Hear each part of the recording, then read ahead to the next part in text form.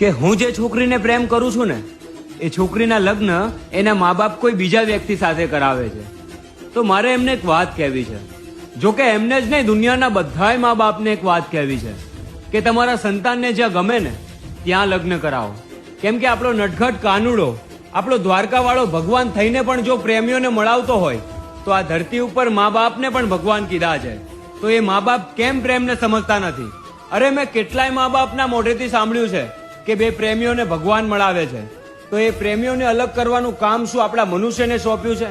અરે અત્યારના મા બાપ એવા થઈ ગયા છે ને કે ઘરમાં ભૂવા બોલાવે છે, કેમ કે એમના સંતાન એના પ્રેમને મળવા ના જાય, સંતાનના હાથમાં કાળા દાગા બંધાવે છે.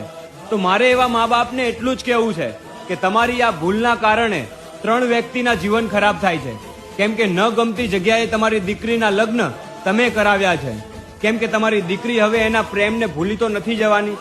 જો કદાચ એના જૂના પ્રેમ સાથે વાત કરતા એના પતિ પાસે પકડાઈ તો એ પતિનું જીવન ખરાબ, જે છોકરા સાથે લગ્ન નથી કરાવ્યા એ છોકરાનું જીવન ખરાબ, અને તમારી દીકરીનું જીવન પણ ખરાબ.